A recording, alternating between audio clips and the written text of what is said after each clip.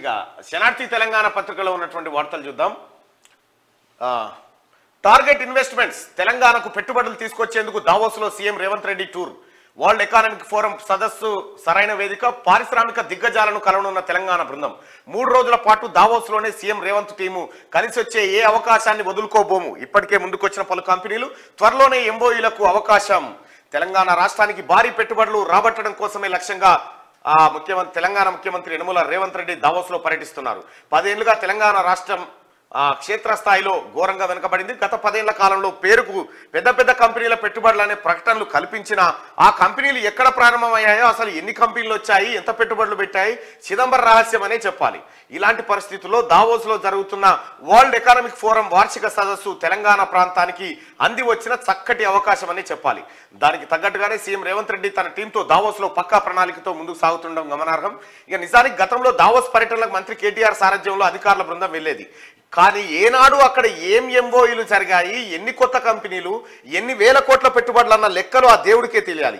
కానీ దావోస్ పర్యటన పేరుతో తెలంగాణ ప్రజానీకంపై అదనపు భారం మోపారని చెప్పాలి. కానీ తెలంగాణ రాష్ట్ర ఏర్పాటు తర్వాత ఇలాంటి ఎకనామిక్ ఫోరం సదస్సుకు తొలిసారి తెలంగాణ ముఖ్యమంత్రి రేవంత్ రెడ్డి హాజరయ్యారు. అయితే గతంలో పోయిన కేటీ రామారావుకు, దావోస్ పర్యటనకు పోయిన కేటీ రామారావుకు ప్రస్తుతం దావోస్ పర్యటనకు పోయినటువంటి ముఖ్యమంత్రి యనమల రేవంత్ రెడ్డి గారికి ఈ తేడా ఏంటంటే, దావోస్ పర్యటన నుంచి కేటీ రామారావు ఏం తెచ్చినో తెలియదు, కానీ ఆయన చార్టర్ ఫ్లైట్ల కోసం 13 కోట్ల రూపాయలను అప్పటి తెలంగాణ ప్రభుత్వం మంజూరు చేసింది.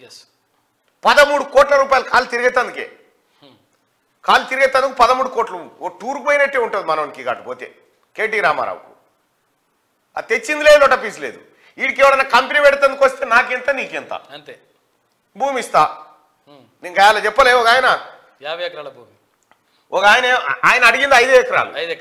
అమెరికాలో ఒక ఆయన, అరే నేను మంచిగా సెటిల్ అయినా బాయ్, నేను మంచిగా సెటిల్ అయిపోయినా అమెరికాలో, తెలంగాణ పిల్లలకి ఏదన్నా సేవ చేద్దాం, అనాథ పిల్లల కోసం, నిరాశ్రయుల కోసం ఓ హాస్పిటల్ కడతా, ఒక మంచి ఓల్డేజ్ హోమ్ కడతా అని చెప్పి ఆయన కేటీ రామారావుకి ఫైల్ ఇచ్చిండట.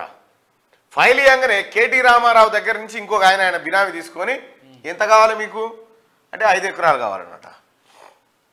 ఈ ఫైల్ తీసుకున్న అధికారి ఏం చేసిన ఎరికేనా, మీకు 5 కాదు 10 ఎకరాలు ఇస్తాం, 10 ఎకరాలు ఇస్తాం, కానీ 5 నువ్వు తీసుకోవాలి, 5 మళ్ళీ వేరే వాళ్ళకి రిజిస్ట్రేషన్ చేయాలని పెట్టారు. ఇది ఎక్కడి కథరు అని చెప్పి ఆయన అట్లే దాన్ని చూసుకుంటూ ఊకుంటే 10ని ఏం చేసిరు, 50 ఎకరాలు చేసిరు. 50 ఎకరాలు చేసి 40 ఎకరాలేమో రామని బినామీకి, 5 ఎకరాలు ఈ అధికారికి, 5 ఎకరాలేమో అసలైనకి ఇస్తారట.